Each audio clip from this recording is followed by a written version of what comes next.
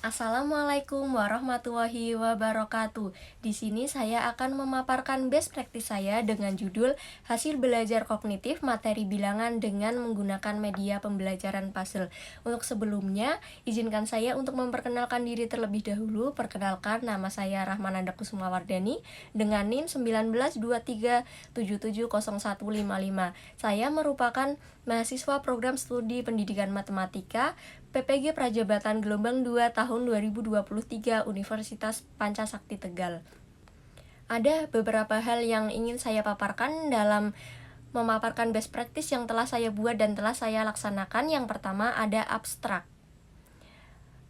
Artikel ini memaparkan best practice hasil belajar kognitif yang diperoleh setelah pelaksanaan pembelajaran menggunakan media pembelajaran puzzle. Dengan menggunakan media pembelajaran puzzle memberikan dampak positif bagi peserta didik, seperti ketertarikan peserta didik maupun hasil belajar kognitif peserta didik juga akan terpengaruh dari media pembelajaran yang digunakan pada saat pembelajaran berlangsung.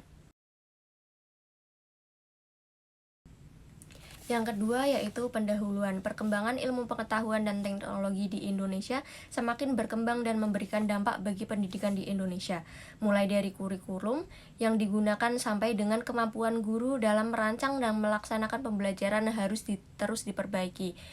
Untuk memperbaiki kualitas pembelajaran yaitu dengan mengimplementasikan pembelajaran sesuai dengan kebutuhan peserta didik, serta memperkuat karakter peserta didik untuk meningkatkan kualitas pendidikan di Indonesia. Hal tersebut mendorong guru dalam mengembangkan keterampilan untuk merancang dan memilih strategi pembelajaran yang sesuai dengan kebutuhan peserta didik. Dan tentunya menarik bagi peserta didik. Pembelajaran yang menarik dan menyenangkan dapat tercipta dengan pemilihan model pembelajaran maupun strategi yang tepat. Berdasarkan hasil observasi yang telah dilaksanakan, menemukan beberapa masalah dalam pembelajaran seperti kurangnya ketertarikan peserta didik, rasa ingin tahu peserta didik yang kurang, semangat peserta didik yang tidak ada, serta hasil belajar kognitif peserta didik yang terpengaruh dari motivasi belajar peserta didik pada saat pembelajaran berlangsung. Dari observasi yang telah saya lakukan tersebut, saya memutuskan untuk melakukan penelitian dalam bentuk best practice dengan judul Hasil Belajar Kognitif Materi Bilangan dengan menggunakan media pembelajaran puzzle. Adapun tujuan penelitian ini adalah untuk melihat hasil belajar kognitif peserta didik setelah mengikuti pembelajaran dengan bantuan media pembelajaran puzzle. Untuk metode yang digunakan dalam penelitian ini ada beberapa hal, meliputi waktu dan tempat pelaksanaan, target atau subjek, prosedur, data, instrumen, dan teknik pengumpulan data. Untuk waktu dan tempat pelaksanaan, saya melaksanakan penelitian ini di SMP Negeri 12 Tegal, tepatnya pada tanggal 1 Agustus tahun 2024. Kemudian target yang saya pilih yaitu kelas 7A, yang terdiri dari 32 anak, yaitu 16 anak perempuan dan 16 anak laki-laki. Kemudian ada prosedur penelitian. Prosedur penelitian ini ada 3 hal, yaitu identifikasi masalah, merancang strategi, serta implementasi. Dalam prosedur penelitian ini terdapat beberapa kegiatan. Sebelum melakukan identifikasi masalah, di sini penulis melakukan observasi pada beberapa kelas di SMP Negeri 12 Tegal. Seperti yang saya sebutkan tadi, observasi dilakukan di kelas 7 serta saya juga melakukan tambahan observasi di kelas 12 yang dilaksanakan oleh guru pamong saya. Tidak hanya itu, penelitian juga melakukan observasi pada saat praktik pembelajaran yang saya laksanakan.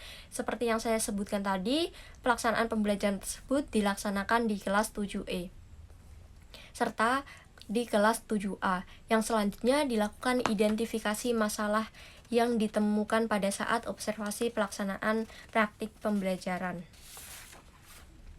Kegiatan yang kedua yaitu setelah dilakukannya identifikasi masalah, kemudian saya melakukan perancangan strategi untuk mengatasi masalah tersebut. Pada perancangan strategi ini saya juga melakukan beberapa tahapan, seperti tahap yang pertama menentukan materi yang akan dipelajari, yang kedua merancang rencana pembelajaran serta mendesain media pembelajaran puzzle yang akan saya gunakan. Pada Rencana pembelajaran yang saya buat yaitu terdiri dari pembuka, inti, dan penutup.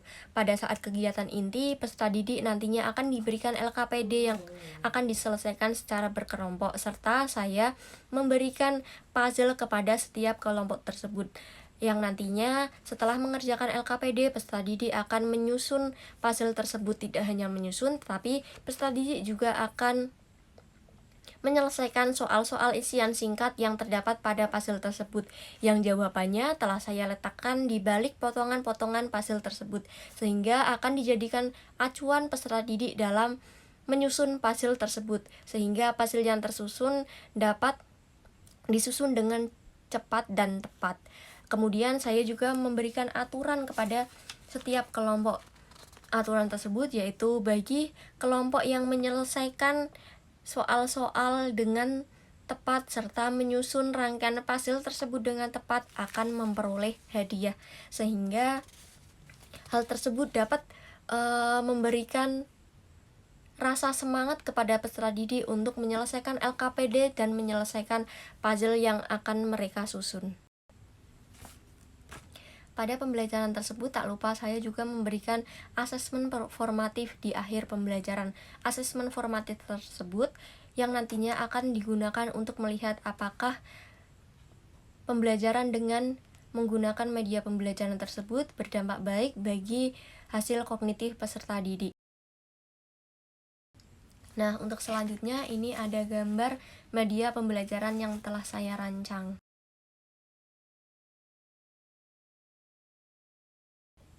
Yang kemudian yaitu hasil dan pembahasan berdasarkan kegiatan pembelajaran yang telah dilaksanakan. Strategi yang dipilih yaitu penggunaan media pembelajaran untuk menumbuhkan ketertarikan peserta didik terhadap pembelajaran. Media pembelajaran yang dipilih berupa media pembelajaran puzzle selama pelaksanaan pembelajaran. Dengan memanfaatkan media pembelajaran puzzle ini, peserta didik di kelas 7A terlihat antusias. Dapat dilihat dari rasa penasaran peserta didik yang timbul ketika peserta didik melihat puzzle yang saya berikan kepada peserta didik dalam tiap kelompoknya. Tidak hanya itu, penggunaan media pembelajaran puzzle dalam pelaksanaan pembelajaran ini juga memberikan dampak yang baik bagi hasil belajar kognitif peserta didik. Itu dapat dilihat dari nilai yang telah saya cantumkan, yaitu ada 50% lebih peserta didik memperoleh nilai di atas KKM, yaitu peserta didik yang memperoleh nilai di atas KKM seperti ada di nilai 80 sampai 89 terdapat 12 peserta didik, 85 sampai 89 diperoleh 8 peserta didik, dan nilai 90 sampai 93 diperoleh 4 peserta didik. Yang terakhir yaitu kesimpulan. Berdasarkan hasil penelitian yang telah saya laksanakan, sebagian peserta didik tertarik dan antusias dalam melaksanakan pembelajaran menggunakan media pembelajaran puzzle. Hal tersebut dapat dilihat pada saat saya melaksanakan pengamatan yang dilakukan secara langsung pada saat proses pembelajaran pada kelas yang saya gunakan untuk penelitian, yang ternyata memberikan dampak hasil belajar kognitif peserta didik yang diperoleh. Terdapat lebih dari 50% peserta didik memperoleh hasil belajar kognitif di atas KKM, sehingga dapat disimpulkan bahwa pembelajaran dengan menggunakan media pembelajaran puzzle memberikan dampak baik dan mampu menumbuhkan ketertarikan peserta didik pada pembelajaran tersebut. Demikian pemaparan best practice yang telah saya buat. Kurang lebihnya saya mohon maaf apabila ada kesalahan maupun kekurangan. Terima kasih. Wassalamualaikum warahmatullahi wabarakatuh.